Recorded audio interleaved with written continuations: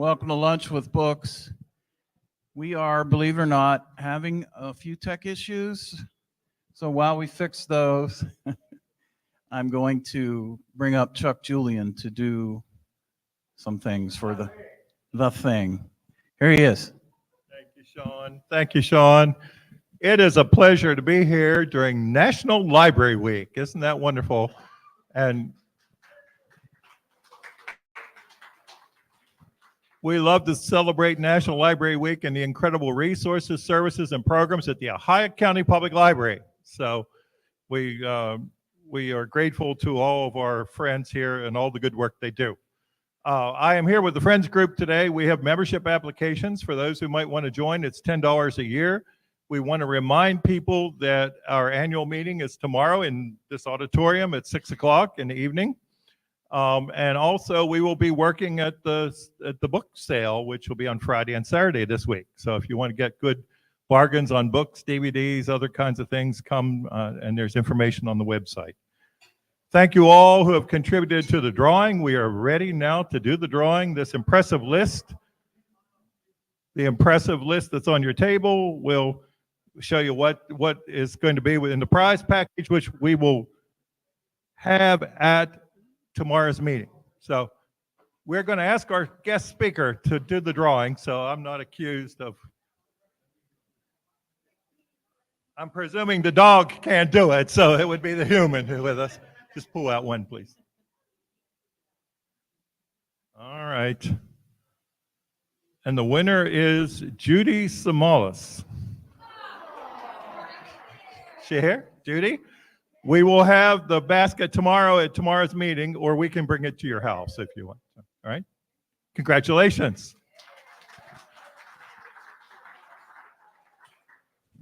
Thanks, Chuck. How we doing? Elle, how we doing? Okay. Well, I still have, luckily, announcements to do. So, hello. Welcome to Lunch with Books. As I've already said, please, if you don't mind, turn your cell phones off. Tonight is game night. We enthusiastic gamer over there this evening. So I've been asked to announce that we have new library cards, and they're pretty cool. 3 of different designs made by local artists. You can see them at the circulation desk. And I think you also get a sticker and a bookmark with the same design. The new historical review is still available for $6. And I'm not going to announce that yet. No, I'm not saying that. This Friday, we have our book sale on the 12th, and then on Saturday, the 13th as well.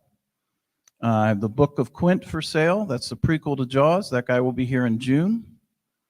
Next week, Appalachian Fishes with Stuart Welsh.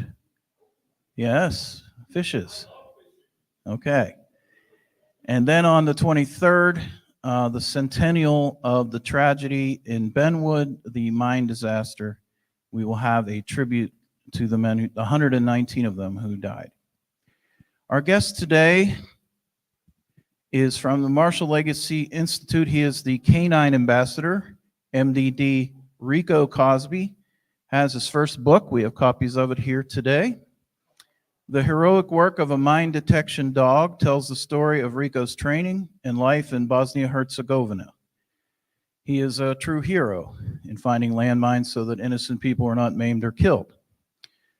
Rico is accompanied by his human Anne Wooleyhand, who is the Educational Programs Director at Marshall Legacy Institute. And now I'm going to introduce Anne. Are we ready? No.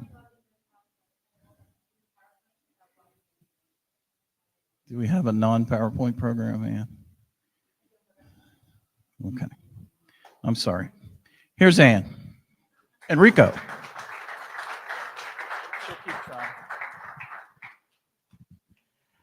Thank you. Well, it's really wonderful to be here.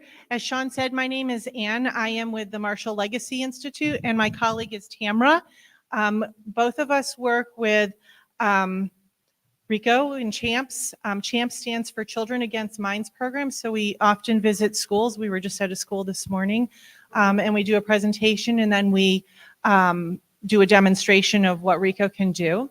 The Marshall Legacy Institute is a nonprofit organization based out of Arlington, Virginia, and their focus is on building hope and stability and sustainability in mine-impacted countries. So what is that? That's a lot to say in few words. But mine-affected, there are 195 countries in the world.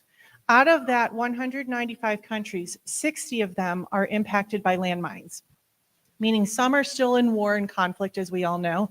Others, the war and conflict has gone, but the dangers of landmines remain in the ground, even in those countries. So the Marshall Legacy Institute works in 3 different ways to help deal with the humanitarian impact of landmines. The first way is they provide life-saving mine detection dogs like Rico. So I'm going to come back to the dogs in just a moment because Rico is the focus of today. But they provide these dogs. To date, MLI has provided 300 dogs working in 11 countries around the world. To kind of give you a little bit of perspective, there's about 900 dogs that have worked in mine detection over the years around the world, and MLI has provided about 1/3 of those dogs. The second way that they help with mine action is they provide survivors assistance. So we provide prosthetics, vocational skills, education, resources, and ways for landmine survivors to live normal and impactful lives and meaningful lives. And we do that in the countries we work in. Our students can work to raise funds to send prosthetics and help offset the cost of prosthetics for mine survivors. The vocational skills gives them the opportunity to find jobs, earn income, and then that promotes the economy within those areas. The third way, which is what Tamara and I both do, are the educational programs. So we offer programs here in the United States. This morning we were at St. Francis School in Morgantown. We did a demonstration and presentation for the students talking about how a dog like Rico goes from puppy to Canine ambassador, which is what his official title is now.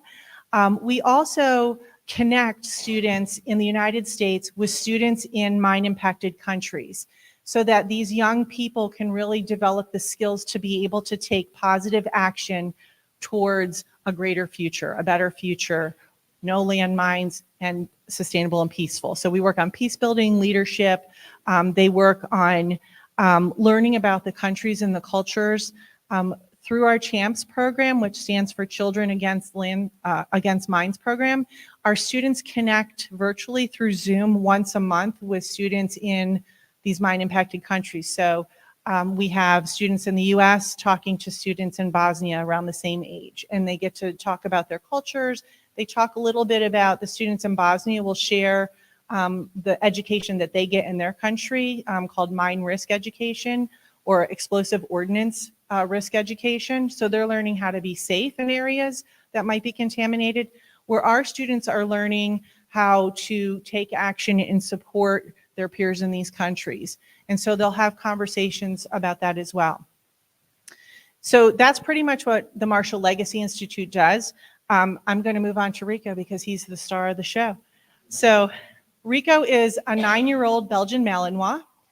He was born in 2014 in the Netherlands. So his commands, when you hear me speaking to him, will be in Dutch, his work commands. But he was born and he was selected as a puppy to go through basic training, which is obedience training that we would do with any of our dogs. At about 9 months or so, the mine detection trainers come into the training facilities that have these dogs. They look at the dog. They look to see, are they healthy? Do they have good bone structure? Are they focused on taking command? Are they able to be around loud noises? Are they able to be around other dogs that might be barking? Can they focus with all these distractions? The 2 things that they really look for, can they follow direction? And the second one, and this is the most important one, are they driven to work or do they have a desire or motivation for a toy? So when we do a demonstration in a few minutes, you'll see that when Rico sees his toy, he's going to change. His ears are going to perk up. He's going to get very excited because that's what he works for. He works for a toy. So Rico went through mine detection dog training. It's a pretty structured process. The dogs first learn how to identify scent. So Rico can identify gunpowder, TNT, C4, things like that through his nose in the odors that the off-gassing of mines or other items, unexploded ordnances in the ground. He can identify them. Once they're good at detecting the scent, they learn to sit when they find the scent. If they sit when they find the scent, so in their training center, they have these like boards and then they have these like PVC pipes. It's nothing fancy. And they will have the scent in one. If Rico went up to that one and found the scent and sat, a ball would come out and he would be rewarded. So he starts to associate, I'm going to be rewarded when I do this, and that's how they start to train them. Then they start to sniff in a line. So mine detection dogs work on a long lead. When we do our demonstration, I will switch his leash over. And the long lead is about 10 to 15 feet long. And this allows the dog to go away from the handler to sniff. And then if they don't find anything, the dog comes back. If he sniffs and he finds something, he's taught to do a sit and stare, which means he'll sit and he'll look at his handler. And at that point, it's the handler's job to keep the dog safe and the dog's job to keep the handler safe. So there's a real significant bond between the handler and the dog. And then they start working. So they train for a while and then he'll go out and he'll work. Rico worked for 6 years in Bosnia-Herzegovina. He and his handler contributed to the clearance of more than 600,000 square meters of land, which is a significant amount of land. And once the dogs have cleared this land, the land can be given back to the people of Bosnia, and they can farm on that land. They can safely get firewood. The kids can go out and play. They can build infrastructure.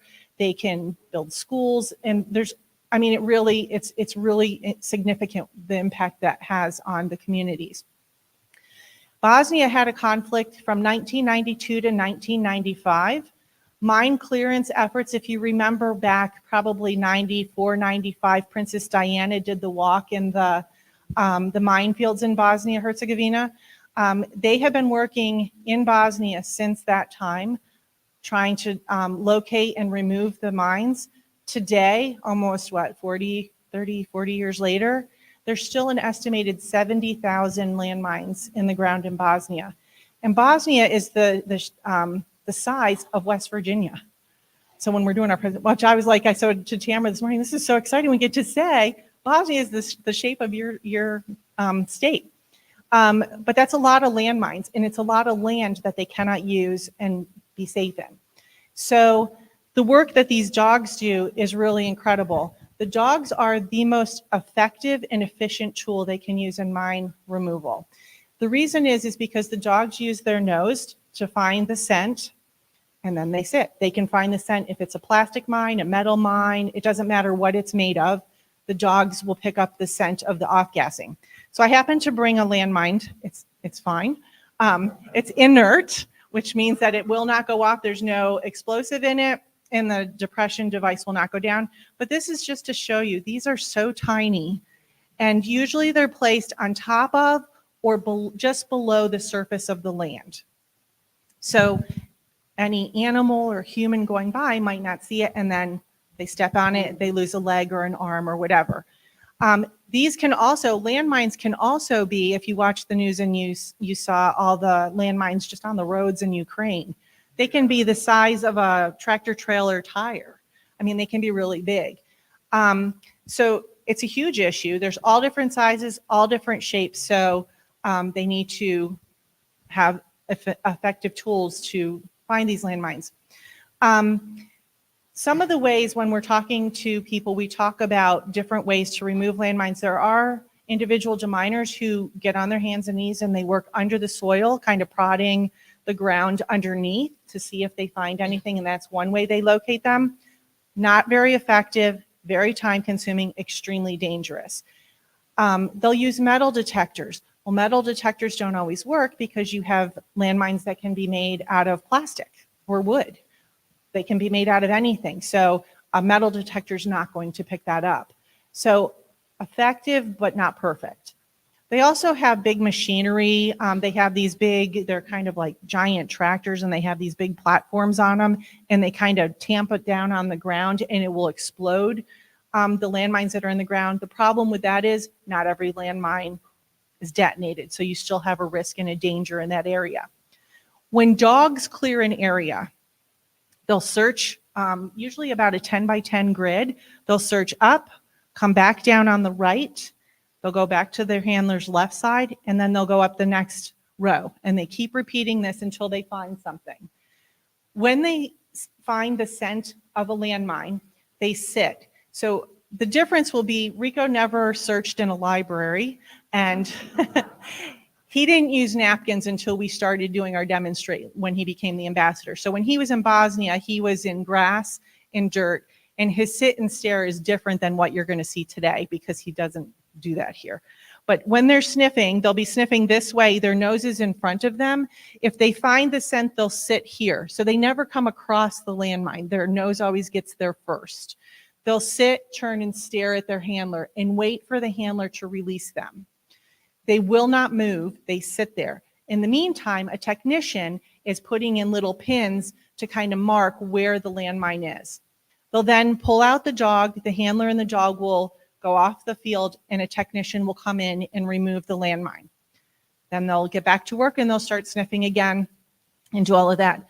Usually they go through a plot of land 2 times, and they're pretty confident if a dog can go 2 times and find nothing, that land is then released to the people of Bosnia safely. It's deemed safe. There's no more landmines.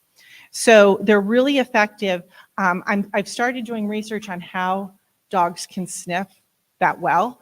They have such a keen sense of smell. But what they're learning is there's like little flaps in the dog's nose. So when the scent goes in, these flaps close, and their brain has time to kind of process what they're smelling. So then they can figure it out. Obviously, it's a lot faster than that, but they can hold it where when we breathe in and out, it just comes in and goes back out. So we're not holding any scent to register necessarily. So that's what he did in Bosnia. In 2021, Rico was 7 years old, and they decided it was time for him to retire. He had an amazing personality, which you can see he's really chill. He's a low-key kind of guy for the most part. So he was selected to be the next canine ambassador. So I had the opportunity to fly over to Bosnia.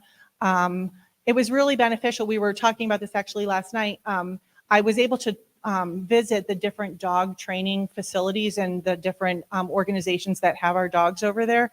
And I can honestly say these dogs are treated extremely well.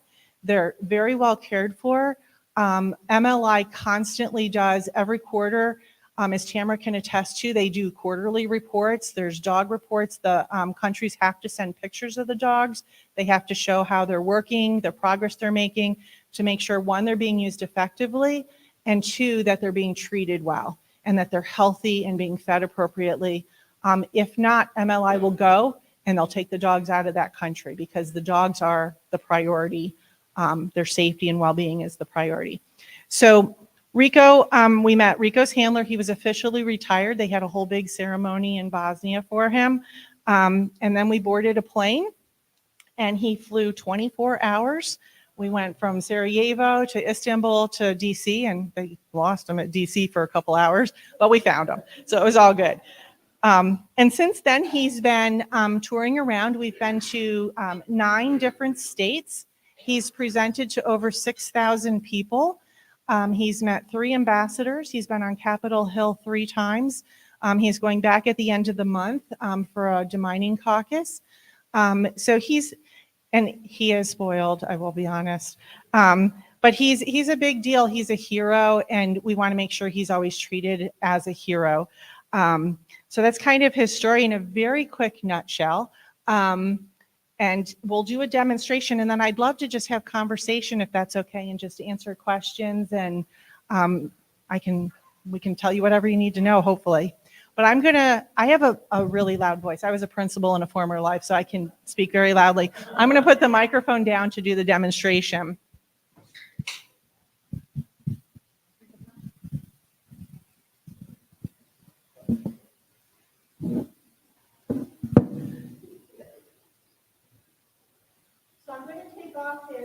regular leash now.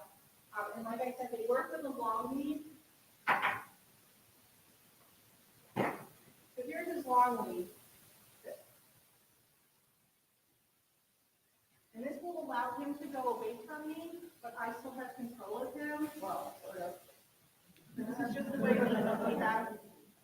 He really is control, to be honest. I always tell people I am, like I said, I'm a former principal, fifth grade teacher. I am not a handler. I'm just his human and his transportation. So funny story, he went on to Capitol Hill last spring, and they sent him a parking pass. So I have Rico's parking pass, and I'm just the driver. So this is what he's working for. And you can see, this is what he wants. So he knows that if he does what he's supposed to do and sits where he's supposed to, he'll be rewarded with his bond. He will sit there as long as, hopefully, if we need him to. You can see he's watching. Good boy. Okay. So this is what we would call a lane. So once the dogs have learned to sniff, they are taught to sniff with their nose to the ground in a straight line. So they start in a lane. The sign you see here is what you would see in most countries. They have signs similar to this warning of land of mine impacted areas. Some countries don't have them. Other Bosnia is very well marked. But when you think in terms of the longevity that you find here, of how long they're in the ground, in Bosnia they had mud floods about 10, 12 years ago. And when they had those mud floods, it shifted and buried many of the landmines. So that poses a whole new level. They have to take the time to find where these all went, mark all the lands, and then start the clearance on that. All right, you ready, Mike?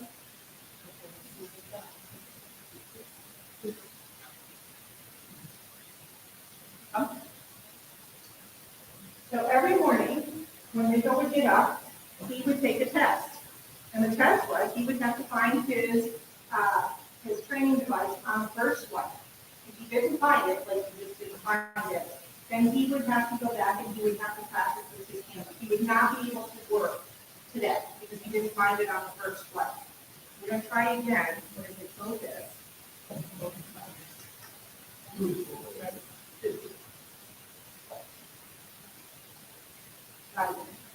So now he's indicating that he found something.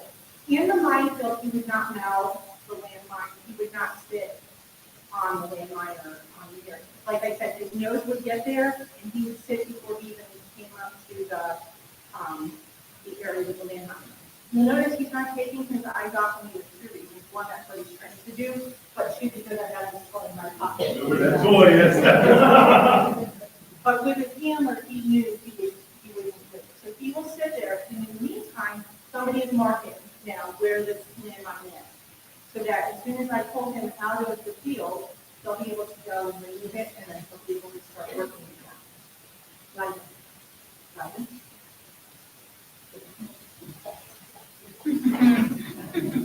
so this is what he works for.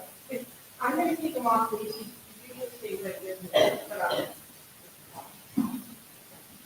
So he picked this one. And when we pick it up, this is his training device. It's just a little plastic device, and it has gunpowder in it. I actually made this at my desk, which was a little weird to be doing this. So like, how do you feel? So it's working, there's something really wrong. But it's just gunpowder, so there's no danger to it. It's just cotton, and so you can pick up the scent. This napkin and this device always go in a separate bag because his sense of smell is so strong that if it touched the other napkins, he would get confused. He would pick one of the other napkins because there would be just a little bit of scent on it. Funny story is one of the ladies who had this job before I did, she was in an airport one time and she was able to flew with her dog on the airplane, and the dog kept going up and indicated, like, that is sitting next to this guy in a month. And what are you doing? Well, she knew that he was detecting something. So she got out of line and told the security, and they came, and it turned out the gentleman was a police officer who had been at the firing range that day in the country, and he had just a little bit of residue, and the dog was able to pick up on that scent. that's how keen their that's about their ability to do it. So his commands are all in Dutch. His handler was Bosnian, so he does understand Bosnian. When I brought him home, he didn't bark for probably 3-4 months. And then he learned to bark at the UPS guy and stuff like that. But we couldn't get him to speak. We would give him the hand signal that we would give other dogs to speak. He wouldn't do it. So when I was talking to the handler recently, I said, hey, does he know how to speak? And he's like, oh, yeah. So he won't do it now because it's a talking. We'll have to let that go. But his command for speak is Kusi Black. So I came home, I'm like, I said, my husband said, chicken from Mark. And I'm like, Kusi Black. And he goes, whoa. So I was like, holy cow. But so he kind of do that now when we kind of find the right language.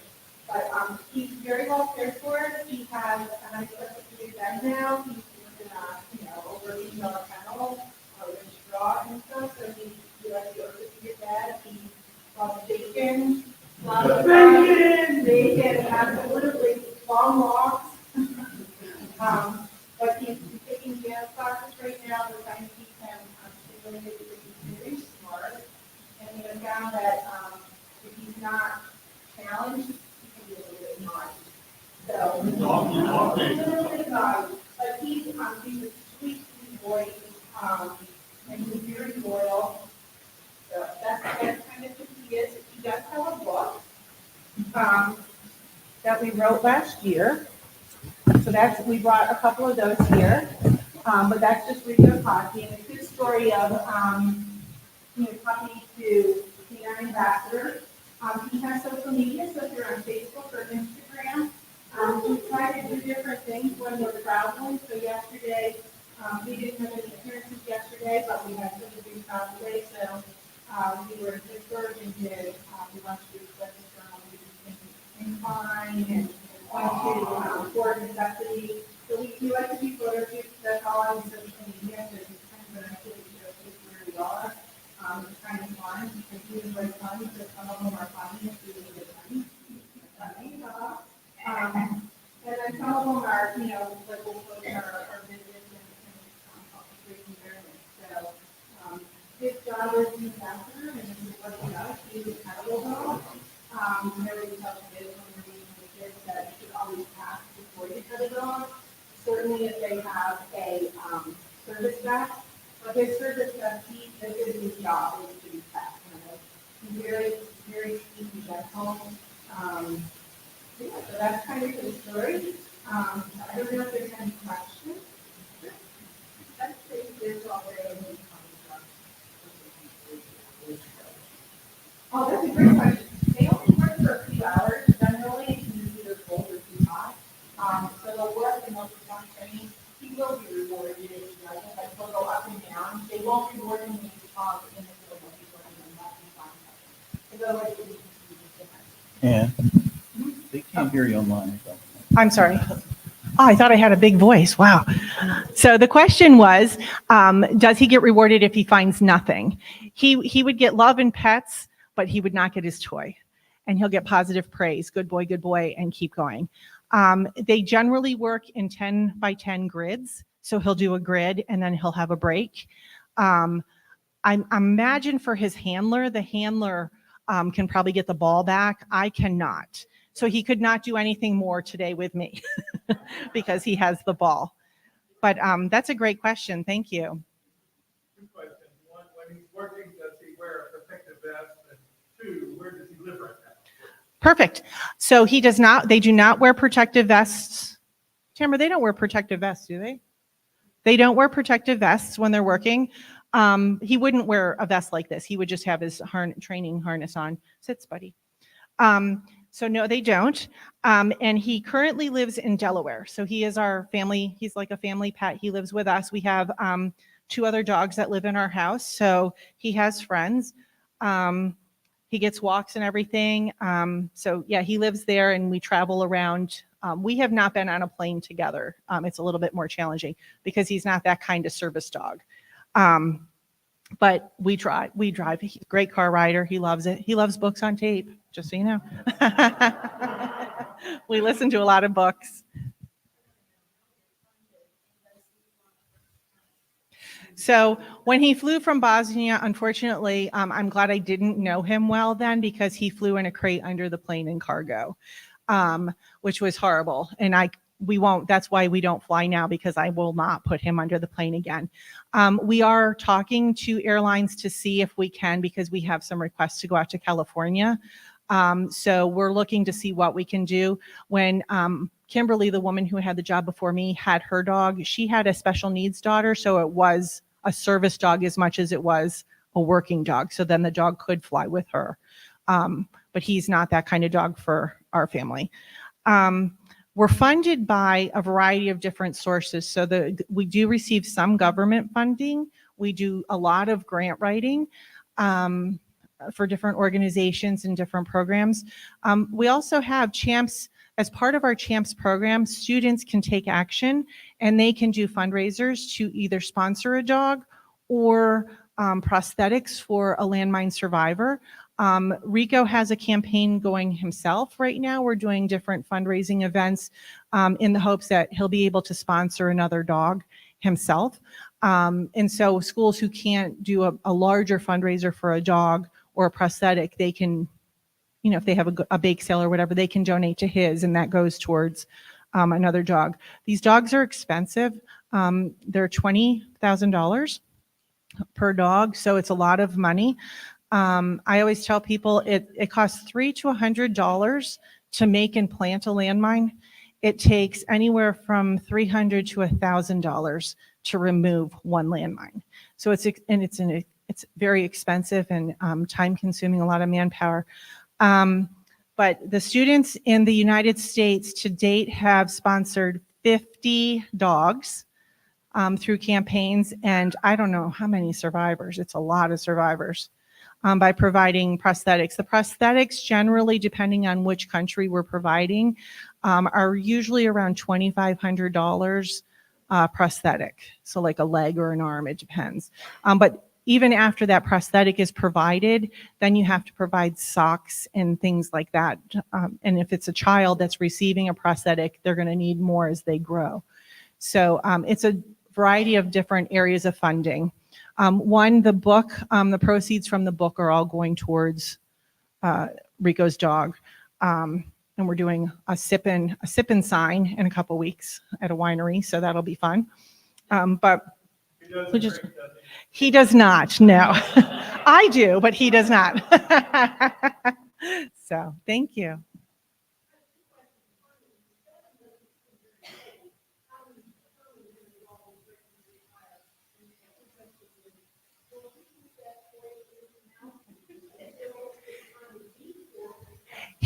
So I tricked him in the car because I knew we had to get here, and I was like, it's hard when they're so close together when demonstrations are, because he will hold that toy. He has resolve. He will hold it for a long time. He may wait until I'm away from him and set it down to let his jaw rest for a minute. But as soon as I start walking towards him, he's picks it back up. He will set it down eventually. We're working on trust. That if I say set it down, it is a big thing, and he does not trust me. So he knows I'm going to take it from him. So we're working on that.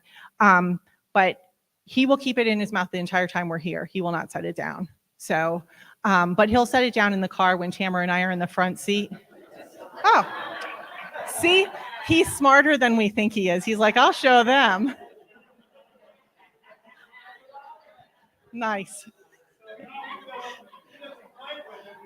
Yeah, but watch this. See? He's a stinker. He knows. Yep. So we'll play fetch. We're working on fetch, and his command is los. And, I called the trainer. I'm like, am I saying this right? Because he never sets the Kong down. He's like, nope, it's los. So when we're playing fetch, I'll throw. He'll go get it. He'll bring it back, but I have to have another one in my hand. And I'll be like, los. And he'll set it down, and I'll throw the next one. But I won't throw it until he sets it down. Otherwise, I have to go fetch it because he can't bring two. So he's very, very smart. And he, oh, thank you. He's a good boy. In terms of age and retirement, Most dogs work about 6 to 8 years. They can work longer. We just had a dog retire last year who had worked 12 years. So they can work. It's a matter of their health, their focus, and their productivity. If they're not passing their tests on a regular basis, they might look to retire them because they want to keep the dog safe. Their safety and well-being is the top priority. So they'll watch the dogs. The handlers know these dogs. That was one of the great things when we visited. There's a very, very special bond between the handler and these dogs, and you can tell that the dogs love the handlers and the handlers love the dogs. Rico was retired at 7. I don't know if it was partly because they were looking for a new ambassador dog and his personality, it was perfect for this role. But most of the dogs between 6 and 8. And what happens when they retire is they're offered to their handler. The handler has an opportunity to adopt the dog as a family pet. Some of the handlers may do that. Most of them do not because they either have their own pets, they live in a smaller facility, like an apartment or something, or they just can't afford to have a dog. And in that case, they try to find someone in the local area. If they can't find a good home, they'll bring the dogs back to the United States and try to find a home for them. If they can't find a loving home, the dogs then go to the training facility in Somerset, Texas. And there they live in their own kennel and they're worked on a daily basis, so they still have purpose, and it keeps them, mentally challenged and things like that. But they will live a good life moving forward. They get regular vet checks, all of that. So they're very well cared for. And when are the ambassadors retired? Well, we're hoping not for a long time. We were just talking about that because one of the ambassadors, she loved watching Animal Planet, and she refused to sniff. And so they have to do the sniffing for the demonstration, and so she had to retire. And I just remember how Kimberly, who had Nutmeg, how upsetting it was to their family. They had to give the dog up because they had to get a new ambassador. But that dog found its way to a very loving home, and it was wonderful. It was actually one of our students. So Nutmeg actually spent a day a week at the school with us, which was really a blessing. But I'm hoping he goes a very long time. He's 9 going on 10. So he's good, but he's in good shape. He's still sniffing. We do, like I said, we're doing dance class to keep him kind of thinking. I'm not saying that there might be something to that. You can't teach an old dog new tricks. Could be there. But he does, he's learning his buttons. He knows those. He has a great sense of humor. We were on a call with students in the US and Bosnia, and I was like, oh, Rico has his button. So I put his button down and he pushes the button and it says, hello, my name is Rico. And so he did that, and I didn't have dog treats. So he picked up the button and started running around my office going, hello, my name is Rico. Hello, my name is Rico. Hello, my name is Rico. So he is pretty funny. He's got a lot of personality. So.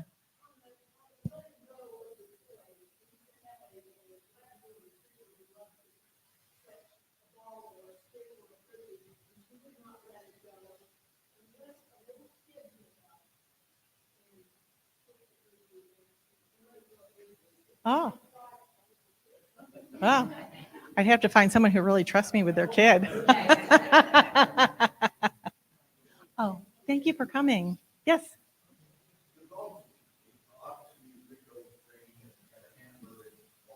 Mm-hmm.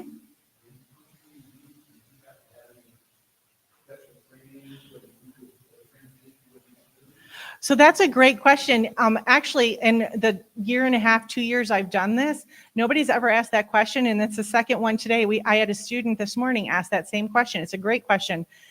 Rico did not receive any training to work with me.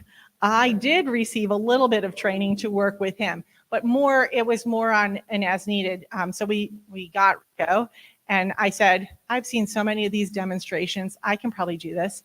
So my husband and I took Rico outside, and he would not sniff. And I'm like, I think his nose is broken.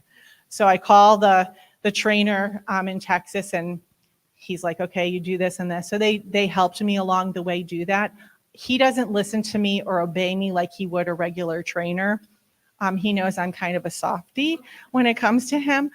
So he doesn't. But I also had to have training on, like I sat at my desk on a Zoom call learning how to make his training device, like weird things. As a principal, I never did that. But we got a little bit of training. And if we need something, like if he starts misbehaving, then I do have somebody I can call and they'll work with me on training him. But the dance class and things like that, we're working with people who know dogs, but they don't necessarily understand this dog. So it's been really an interesting learning opportunity. What's Rico's favorite meal? Rico came to the U.S. and he had a lovely diet of sport level and high energy food, and he got a little bit chubby. So he's now on diet food, so we can keep his svelte figure. But his favorite food is bacon. He loves bacon, and he really likes Frosty Paws, which are those little ice creams for dogs, and he enjoys bananas and blueberries. But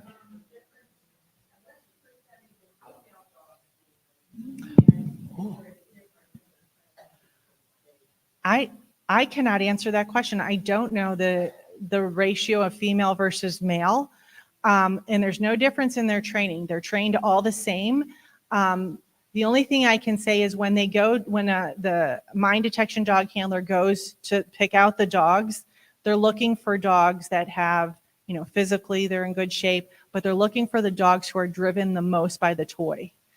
So I don't know, and they're left intact. So Rico had to, be taken care of when he got here because he was still intact, because that's kind of their drive that helps them with their drive. So I don't know if there's a difference between female and male dogs. That's a great question. I will find that out and I'll email Sean. That's a great question. I don't know the answer.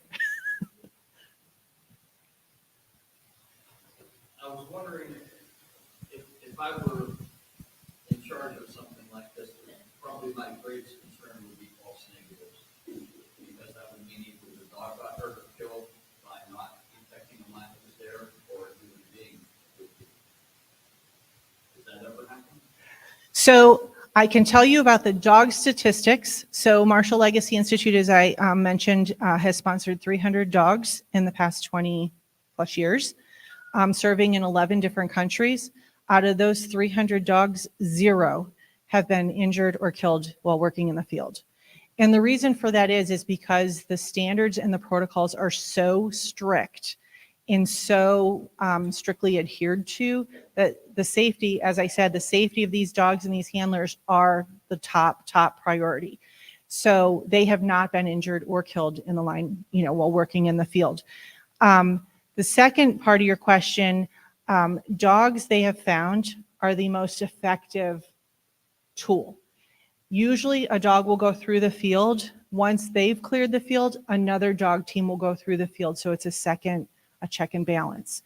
And they have found that after 2 teams have gone through the same area and found no landmines, then it's clear. And 10 by 10, is that meters? yes.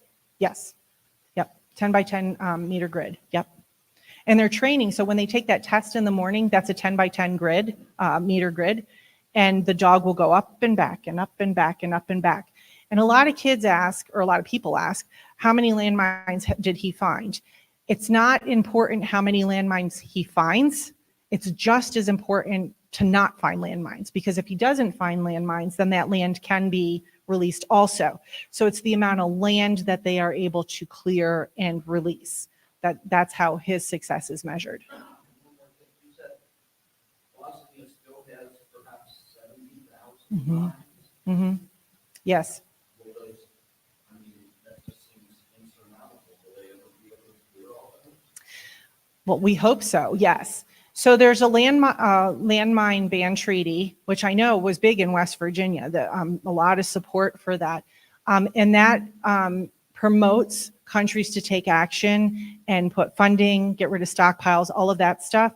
Bosnia is on target, I want to say 2029? I don't know, they have target dates that they're going to clear. I don't know what their date is, but they work towards that. But things happen, there's natural disasters, there's different things that happen, and it's very expensive. So it depends on funding as well. They will be mine clear one day, I do believe. Sarajevo was deemed mine clear in 2020. Mostar was just, which is the another big city in Bosnia, was just deemed mine clear.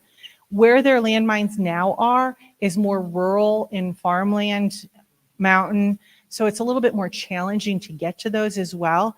And one of the questions that we had asked is, are there still a lot of survivors? Like, are there still people being injured by landmines? Because Bosnia has done an amazing job with their mine risk education. Students, it's just part of their curriculum. It's what they learn. You don't go near grass. If you see something you don't know what it is, don't pick it up. Like, they go through all these safety procedures.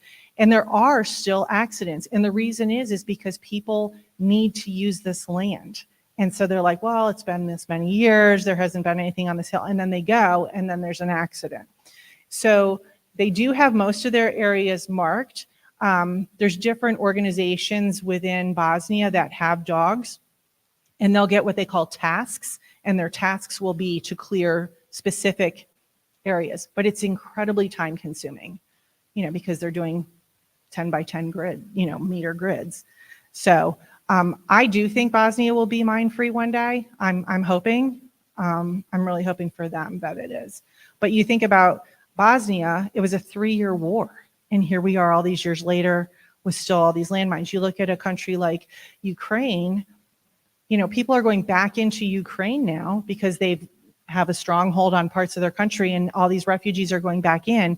The importance of mine risk education for those people is huge, because they need to know what not to do and how to stay safe, but then you need clearance efforts. Our dogs will not go in during conflict or war. They're post-war. They're not military dogs. They're dogs that will go post-conflict. Mm-hmm.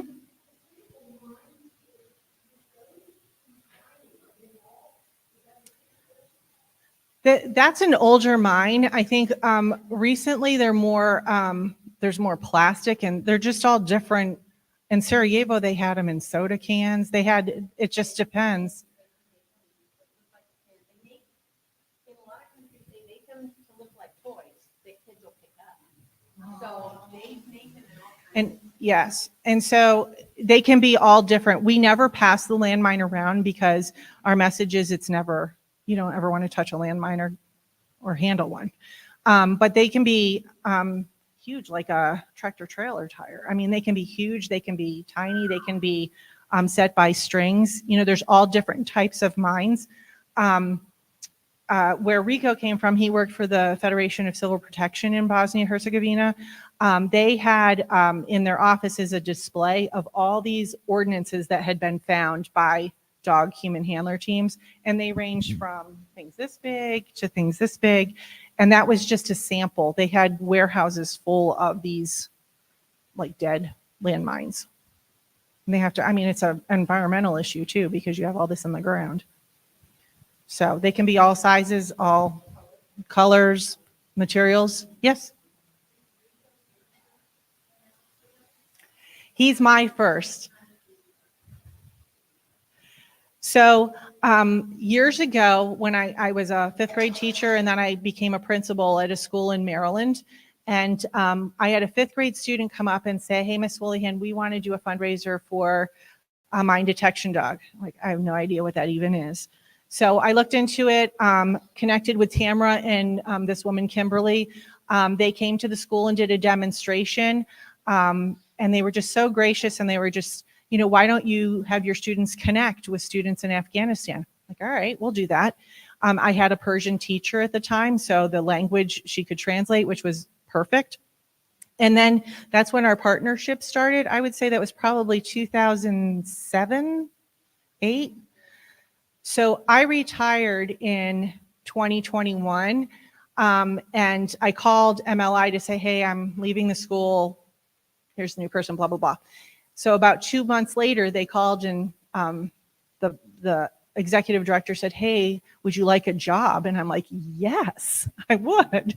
But it involved travel, which I'm not a big world traveler. I don't have a desire to do that. And the places that we go are not necessarily bucket list places. But I love Bosnia. I've been twice now in the almost 2 years I've been there, and I feel so blessed to have done that. I've met some wonderful people.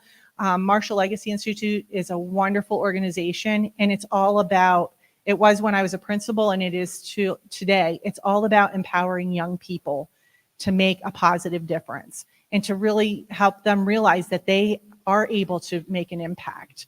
And like, Tamara said, 50 dogs have been sponsored. Think about all the lives that these young people have saved around the world. So that's why I went to MLI. I didn't intend to have a dog. I love Rico to pieces, and I'm so glad we have him. And the travel has been good to Bosnia, and I love the state travel. I love taking him around to the United States. We've met wonderful people. We've had great experiences. He's like, nope. But Are there other versions of the toy? so he only gets the Kong when he's working. I don't give it to him at home. He does not have that. He has a ball that he really likes, but he carries around this giant purple bone, which is a little easier for him to have in his mouth. He usually has that, but he didn't have it. I took that from him this morning too, because he can't have anything in his mouth to sniff. And it's kind of luck of the draw whether we're going to get it out of his mouth. So he didn't have anything this morning.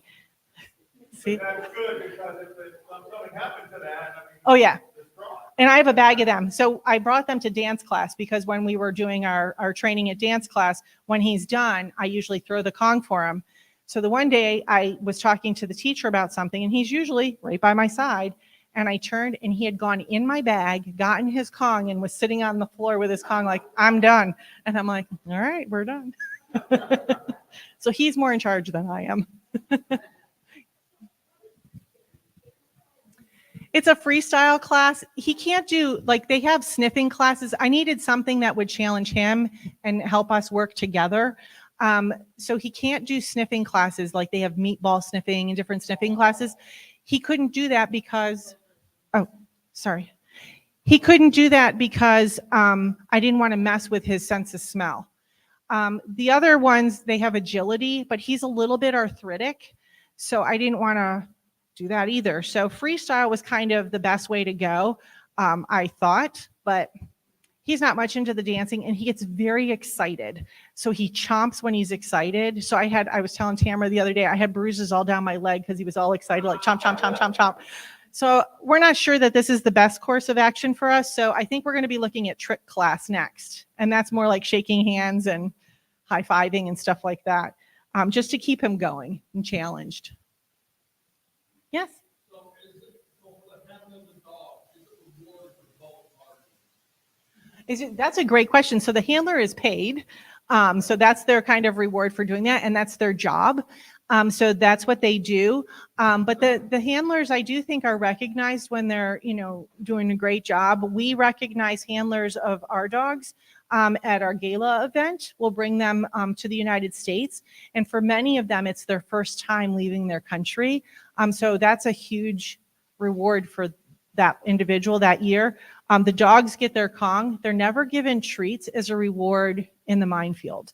The reason is because they'd be huge, one. And after a while, they would start to get full, and the food would no longer motivate them. So the toy is for them, and then the handler, he just gets a good job. That's a good question. Sure. So when the handler and the dog are out in the minefield, is it terrifying for both? I don't think, so I can't speak for the handler because I don't know. I would be terrified if I was a handler, but I'm not that. But for Rico, no, I don't think he was ever afraid because he thinks he's playing. So he goes out, he gets rewarded with his favorite toy, he gets his toy. So for him, it's play. I think things like going to schools where there's maybe, like if we're in a big gym or auditorium, those are the things that's probably more terrifying than being in a minefield, if that makes sense. But he's, I think they love to work. And that's one of the reasons we do the dance class, because he loves to work and he loves to be active. And if he doesn't get a walk in the morning, we walk 1.5 miles every morning. So he's high energy. I would never recommend one of these dogs as a puppy because you really have to be dedicated. I'm thinking we got one of the most highly trained dogs in the world, and we still have some little. See, he's a stinker. Yes, he's a Belgian Malinois. So Marshall Legacy Institute also uses German Shepherds and Belgian Shepherds. So a Belgian Shepherd looks kind of like Rico and a German Shepherd mixed together. But he's a Belgian Malinois, yes. Yep. Can we pet him as we leave? 100%. That's his job. Yes, he loves to have pets. If you want to take pictures with him, we're happy to do that. You can put pictures in there. I do have a couple little, we have some bookmarks if you want to take a bookmark. And I have some of his business cards. So he has little cards, and on the back of the card is his Facebook and Instagram information. So you're welcome to take one of those. I'm just going to take a little bit of these out. And I also have his rookie card. So I tell kids this is like his rookie card. This is when when we have dogs that are sponsored by school children, which Rico was sponsored by school children in Connecticut. The Brunswick school sponsored him, and a young man named Henry Harris rode his bike across the United States and collected donations, and that's how they sponsored Rico. Cosby is the name that was given to him by the school. So when a school or an organization raises funds for one of the dogs, they get to name the dog. So Cosby is named after a teacher that was at that school. And then Rico was the name given by the handler. So his official name is Rico Cosby. I always want to call him Rico Suave, but that's he was donated by school children. So one dog cost $20,000. Yeah. So the first time we let him out the backyard, we were like, "There goes $20,000." No, I'm just kidding. So thank you so much for having us. Thank you very much. Okay. Before we end, and I hope you'll consider getting a book, we have a gift for Rico. And since he's not from here, so I wanted to get him something regional, but he's a hero and a champion and a winner. So I got him jersey of the first place Major League Baseball team, Pittsburgh Pirates. And, that's a 2X. I hope it fits, buddy. Thanks, Ann. Thanks, Rico.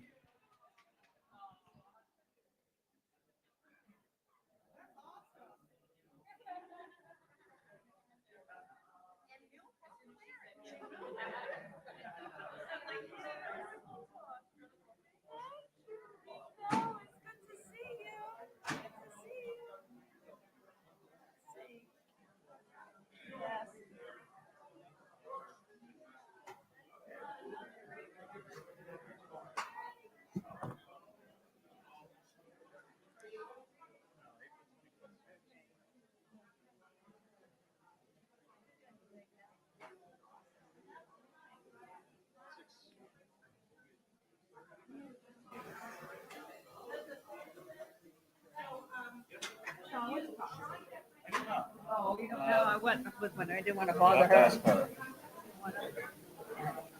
He's adorable. I used to have a German Shepherd. She was more like she would always be all by time, jumping all over.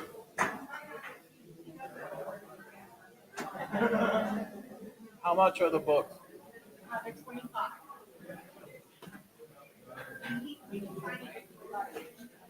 You already did. It's in here. Yes, you did. Yeah. $25.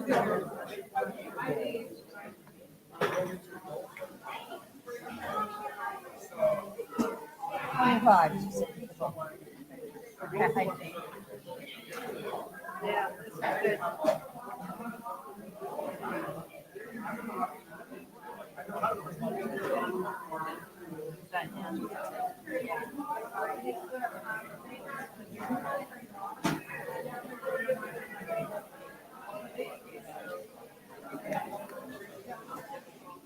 So, yes, and no. So, let's say,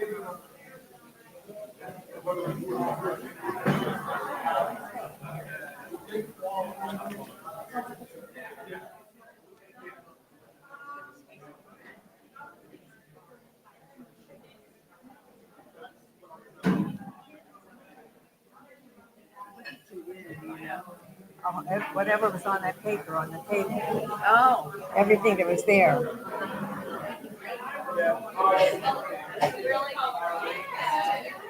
I'm not ready to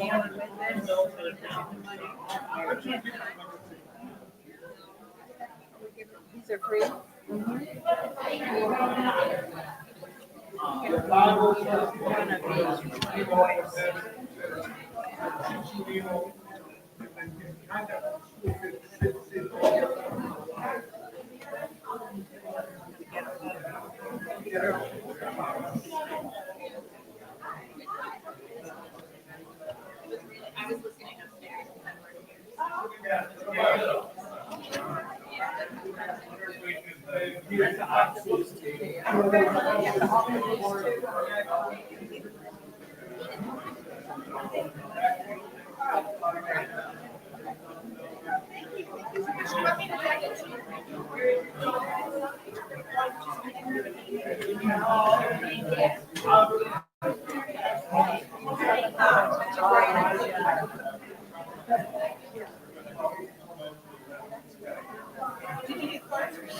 Yeah, I did.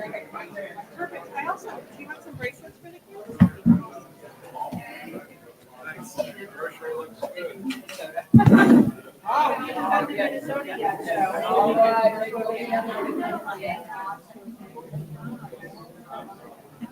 Man, that was.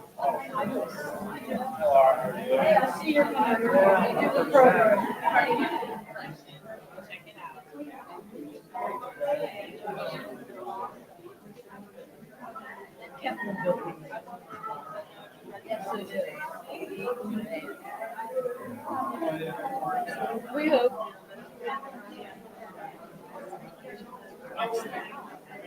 Oh, really? No, I just want.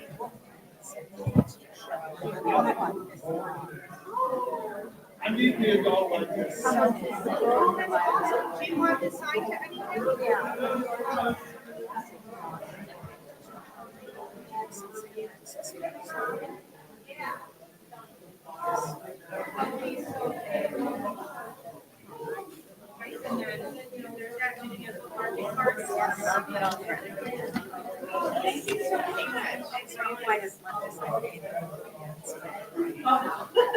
That's okay.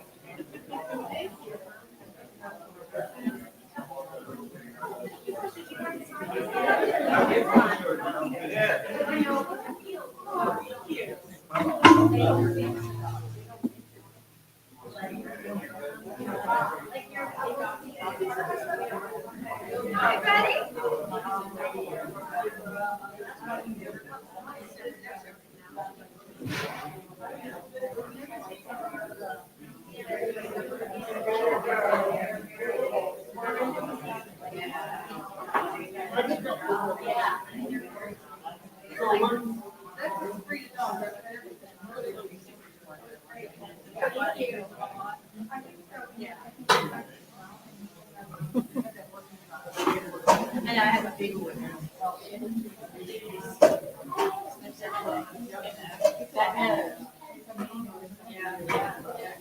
She's supposed to be a rat.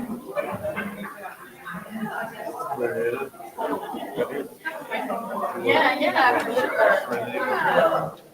So when he started out, what was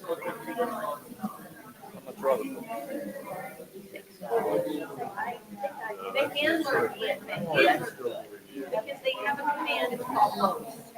Lowe's and Swap. And so the handler good, he just doesn't necessarily listen that well. Yeah, they're in the box. just like Hey, keep focused and keep working, exactly. But it's both real handlers.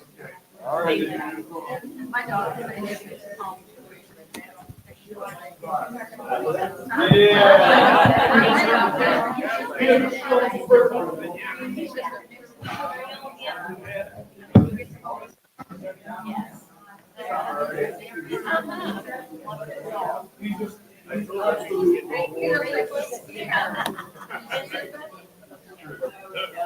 See you later.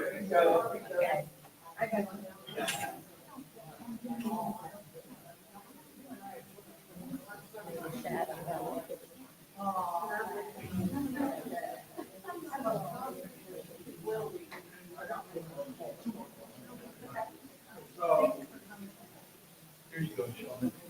I'm going to face it on this. Is there a guy can help me? So if you want to do the changes, that would be helpful. You can go to the Marshall Legacy Institute website. It's here on. All right, thank you. You can go there and there's a place where you can donate directly. Is it a nonprofit? It is a nonprofit. If you go on the website, I know that there's fundraisers, and he has a fundraiser called Encourage Donation. That's it.